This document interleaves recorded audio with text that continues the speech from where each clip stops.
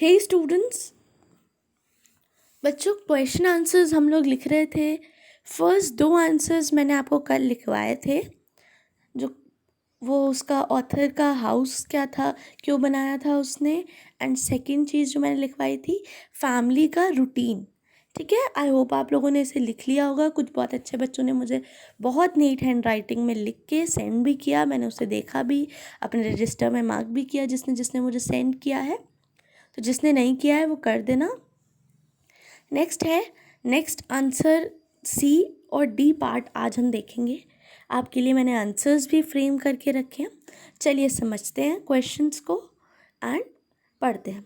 What qualities and talents of the author are evident from the extract. तो यहाँ पे हमें ऑथर की क्वालिटीज़ और उसके टैलेंट्स बताने हैं।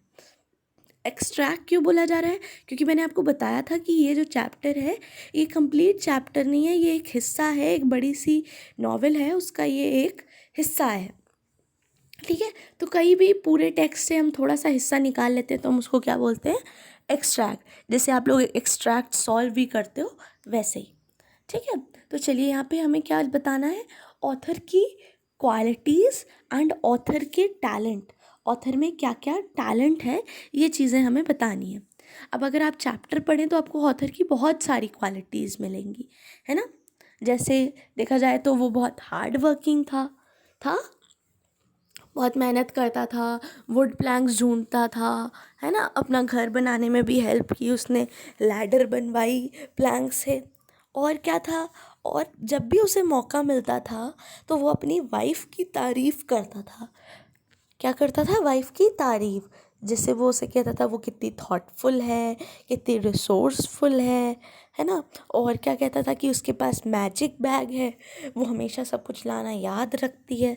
तो ये भी बच्चों क्वालिटी होती है। अगर आप हर टाइम किसी की तारीफ़ कर सकते हो तो ये भी आपकी क्वालिटी है कि आप एक पर्सन की तारीफ़ कर सकते हो। ठीक है, और क्या क्या क्वालिटीज़ थी, आइए हम लोग आंसर देखते हैं। The author was hardworking. How was the author? Hardworking. He had sense of togetherness. उसके पास sense of togetherness था, सबके साथ साथ में काम करना पसंद था उसे, है ना। He was humorous. ह्यूमरस क्या होता है बच्चों? मजाकिया। ये भी एक क्वालिटी होती है।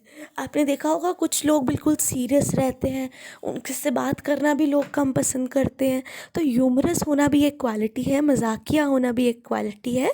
जैसे आप देखो जब उसके लॉबस्टर की बात होती है तो वो कहता है कि I think the lobster likes me, है ना। बल्कि उसका मतलब क्या होता है कि लॉबस्टर ने उसके पैर पे काट लिया था, लेकिन वो फिर भी कहता है कि हो सकता है कि लॉबस्टर मुझे पसंद करता है। इस वजह से वो ह्यूमरस है। नेक्स्ट है, also he used to praise his wife for her qualities. इस पे हम बात कर चुके हैं।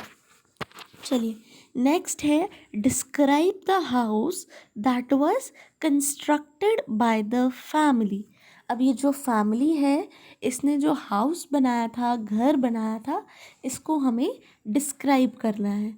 तो क्या डिस्क्राइब करेंगे हम लोग? पहली बात तो हाउस कहाँ बना था? The house was made on tree. ठीक है, इसके बाद बच्चों यहाँ पे एक स्पेलिंग मिस्टेक है, आप करेक्ट कर लोगे, समझदार बच्चे हो। It had 2 walls, WALLS, walls. ठीक है, it has 2 walls made up of wood planks. 2 walls किससे बनी थी? वुड प्लैंक्स की। थर्ड वॉल किससे बनी थी? Third wall was of tree itself.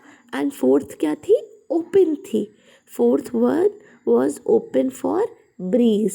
Bridge मतलब ठंडी हवाएं, हवाएं, वो जो ओशन से हवाएं आ रही थी उसके लिए उन्होंने चौथी वॉल अपनी खोल के रखी थी।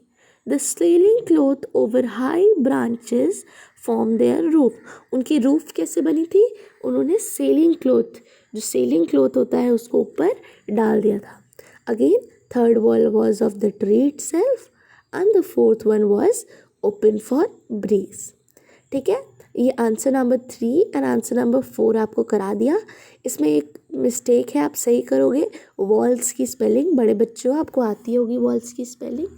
नेक्स्ट यही चीज़ आपको अपनी फेयर नोटबुक में नीट हैंड राइटिंग में करनी है।